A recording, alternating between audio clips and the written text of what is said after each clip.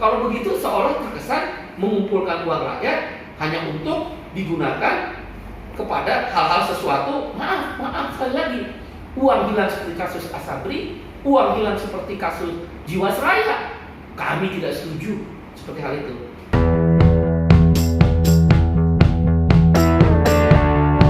Rumah sebagai hak dasar masyarakat dan rakyat, kami setuju. Negara hadir. Tapi kalau kemudian tapera menjadi komersialisasi, mengumpulkan dana publik untuk menguntungkan para real estate menggunakan negara sebagai marketingnya, kami tidak setuju. Apa yang dilakukan dengan PP nomor 25 tahun 2020. Kira-kira begitu. Tapi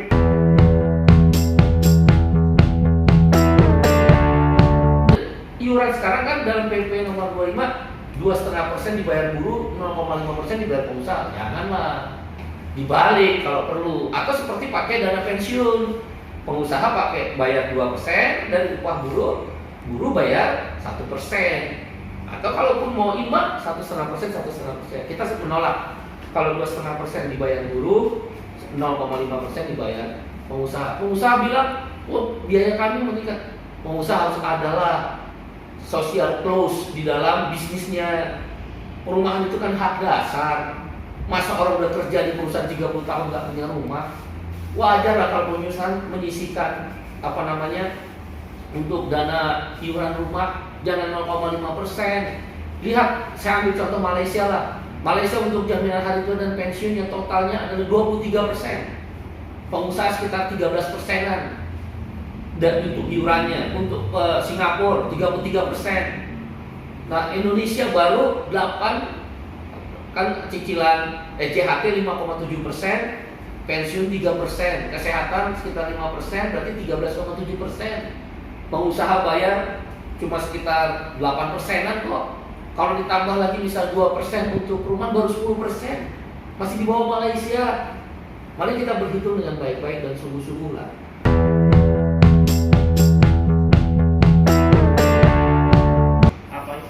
Yang perlu direvisi dengan demikian, catatan kami adalah terhadap PP nomor 25 tahun 2020, bahkan kalau perlu undang-undangnya dilakukan judicial review di Mahkamah Konstitusi, yaitu yang pertama kepemilikan, tidak boleh PNA pasal kepemilikan.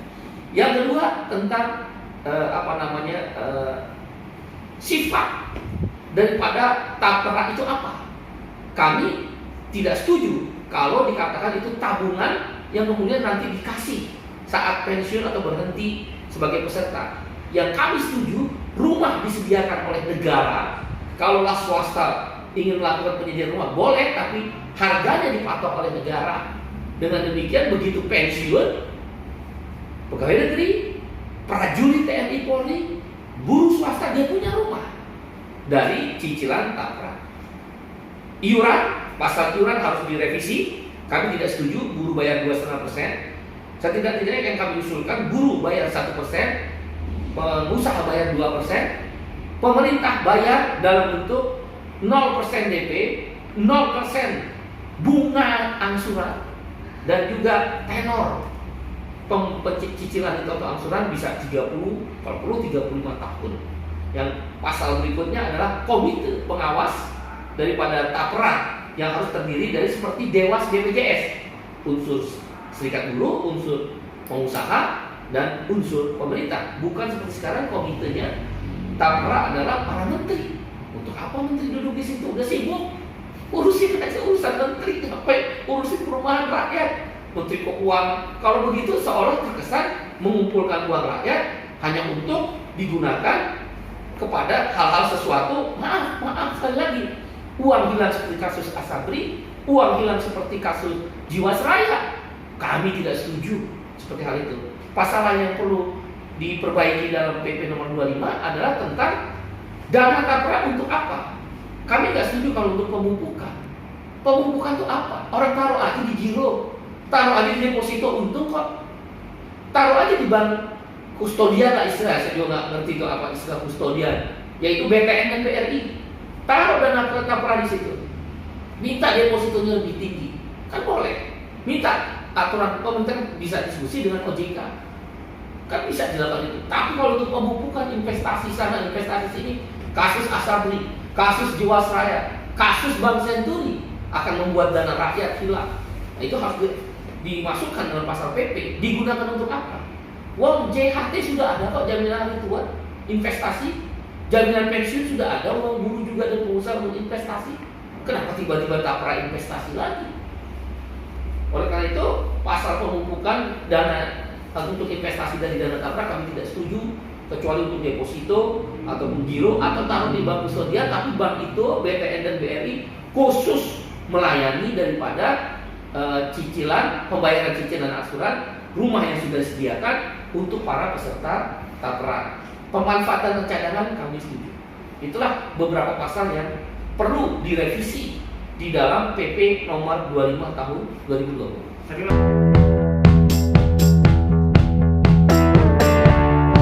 Penyediaan rumah murah seperti saya sampaikan dulu, zaman bukan saya berarti setuju dengan Pak Harto, tapi kebijakan Pak Harto tentang perumahan untuk PNS, untuk prajurit TNI Polri, untuk para buruh-buruh yang tidak punya kemampuan untuk membeli rumah. Kan kebijakannya Pak Harto untuk PNS TNI Polri membentuk Baper Tarung.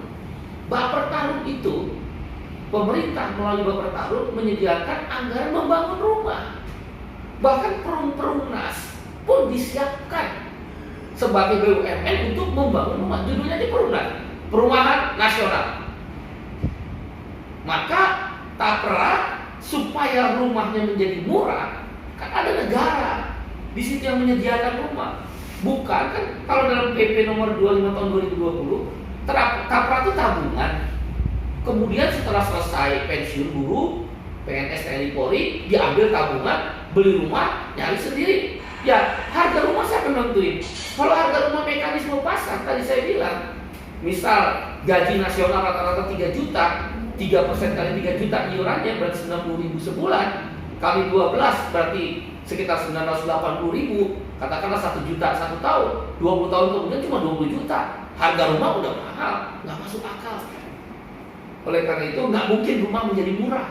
Rumah murah, belajar dari pengalaman Pak Harto waktu Baper Tarung dan Perumnas, disiapkan oleh negara. Patok harganya.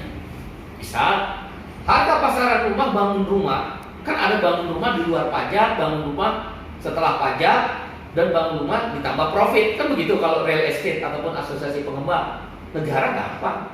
Berapa bangun rumah? 50 juta. Udah, saya tambah, misal pengusaha swasta nasional mau membangun rumah juga untuk peserta tapra, saya tambah 5% kamu. Pajak jangan kasih, jangan dikenakan pajak. Berarti kan 5% kali 50 juta, harga rumah paling cuma 52.500.000. Tenor 30 tahun sangat mampu. PNS TNI Polri, rumah menjadi murah karena ada intervensi negara.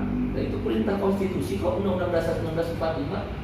Jangan tanda petik saya lagi, bukan saya menyudutkan pemerintah, negara bukan. Negara jangan jadi rentenir lah untuk rakyatnya.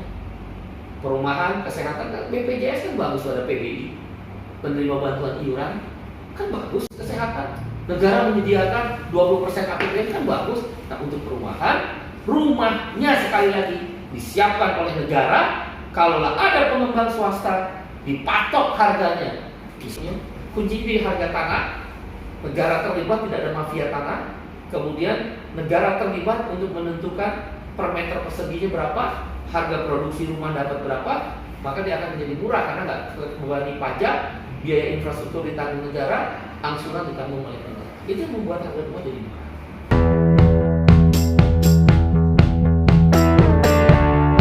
Mari kita lihat bagaimana pemerintahan Pak Harto mempersiapkan grand strategi pengadaan rumah. Tahun 80-an, siapa yang kenal Bojonggede dan Citayam? Hari ini kalau kita pergi ke Bojonggede dan Citayam, udah kayak kota baru. Dulu tahun 80-an nggak ada yang mau. Caranya apa Pak Harto? Kereta, double track, double rail.